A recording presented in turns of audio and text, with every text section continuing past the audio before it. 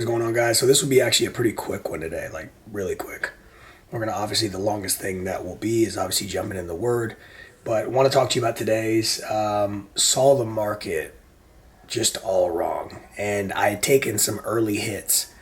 I got in on I want to say it was around like 9:30, 10 o'clock, like when it started to drop. And then I was in some of those afternoon plays, but most importantly, I was thinking that we were going to fill some of those gaps after that initial, drop down.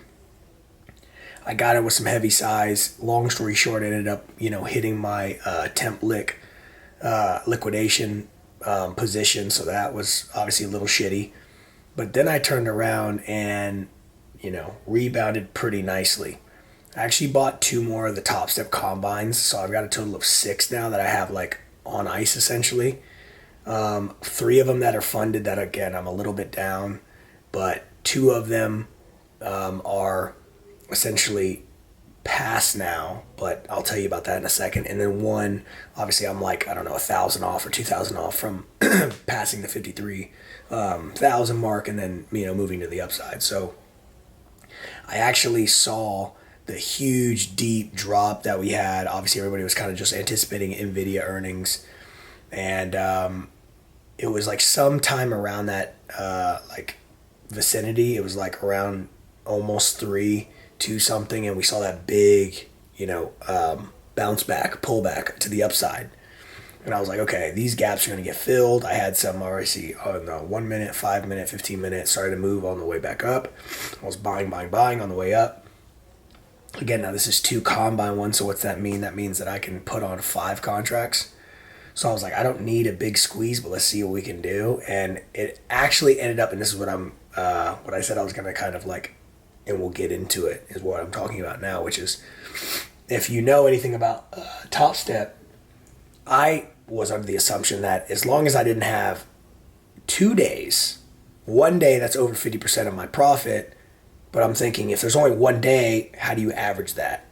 So I'm like, I need to finish it now. So I get all the way to 2,400 or something like that, and I'm like, bet. Let me finish this because I only have 600 left. Let's just bang this out. The market's still moving up. I jump in another 5 lot. I end up finishing it. I'm like at 53,000 and some change. And they're like, you need to make another 3,000. So I'm like, oh my gosh, bro. So like, what was the point of that? I should have just made $1,000. You know what I'm saying? Or 1,500, and then turned around and, just kept every day chipping away at it. But here's what it does do. My drawdown, obviously, my max drawdown is 50,000. So I have 3,000 to lose, so I can be a little bit more aggressive going at it, right? So I have to make 3,000 more. That could happen tomorrow. That could happen, obviously, beginning of next week, whatever. But there's 2 more, or 50K times 2, or 100K that I'm going to be funded in addition. Now, at the end of the day, I feel like I'm chasing my own tail a little bit. I didn't see the market well. This was a process of not getting out of my trades and not stepping away from the market like a true professional. And so I put something in my note that was essentially like, you see how this feels? Remember how this feels. You are only doing and following the rules that you've kind of mapped out for yourself just to avoid any mental ruin. It's so much more about mental ruin than anything else. If you do anything that's going to mess up your psyche and make you like hesitate on the moves that you see and the moves that you know are like gimme trades. So when I'm buying, I see the sell so clearly. When I got out of the trade, of course, and once I hit temp liquidation and before I had bought the other 250Ks, I realized, bro, what am I doing? Like, these are easy sells. Candle closes underneath supply, take it down to demand. Like, this is so simple, and I would have taken so many points. The same amount of money that I lost, I should have made today. So it was little things like that, right?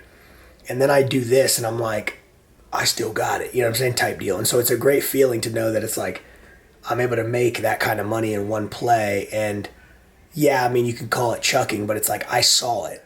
I saw the descending trend line break, and I was like, and we've got, fair value gaps to fill. I'm like, this thing's going to move. NVIDIA earnings are getting ready to come out. There's so much confluence. And so I'm seeing the market clearer and clearer, and I was happy about that. So I beat myself up a little bit. Obviously got a nice swole lift earlier because I was so pissed off. Popped on, plot twist on freaking Instagram and just started listening to Drizzy. And we got after it. But it still is something that's like eliminate the huge losses. You know, what did I say about the earlier this month? What were my two biggest things? If I plug this into and export this out of Top Step, which I will, and plug this into TradeZetlo, what am I going to say? This is another massive day I'm taking a hit for. Why? What's the purpose? Why am I not only taking a 250, 500, maybe 750 at most loss, where I can just bounce back? I'm a trade away from being like, okay, cool, get back on my feet. Instead, what do? I push harder, that greed, I start to go a little bit on tilt, or I'm like, I got it.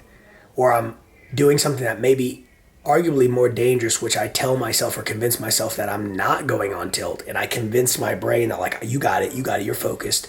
And I'm really exhausted and I'm not seeing it properly. And I'm not looking at it, you know, like very like objective. And what happens? Boom, I fucking blow it up. So anyways, guys, I wanted to just kind of like dive into that a little bit right now and just talk to you out loud. And like if you're going through the same thing or if you lost money today, this was a little bit of a wonky market. What did I say about all the news that we have? We have unemployment tomorrow. So we're going to try to capture a little play. It might be an early AM one, but it's like I have to always keep these things in mind. I'm like anticipating that like the market may not move the way that I want it to, and yet I still get caught in the sauce sometimes. So it's like be able to step away and be a true professional. So I know that there's growth happening every single day. I realize more and more as I read these trading books, psychology books, get better, become a better me, that it's all about me.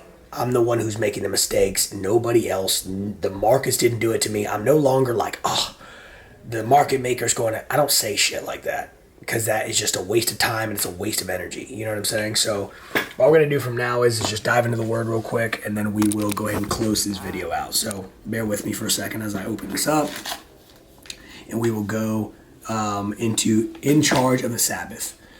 One Sabbath, Jesus was strolling with his disciples through a field of ripe grains. Hungry, the disciplines. Wow, bro.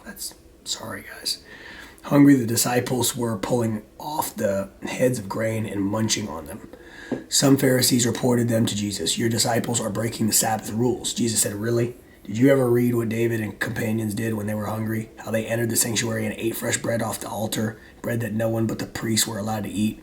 And didn't you ever read in God's law, priests carrying out their temple duties break Sabbath rules all the time and it's not held against them? There are far more at stake here than religion. If you have any idea what the scripture meant, I prefer a flexible heart to an inflexible ritual.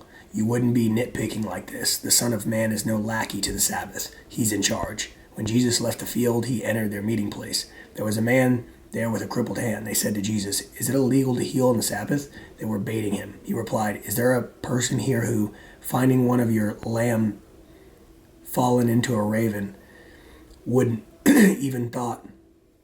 even though it was a Sabbath, pull it out? Surely kindness to people is illegal as kindness to animals. Then he said to the man, hold out your hand. He held it out and it was healed. The Pharisees walked out furious, sputtering about how they were going to ruin Jesus. Say it with me if you know it. You are uniquely different. God took his time on you. You are one of one. If nobody's told you today, I love you so much. Peace.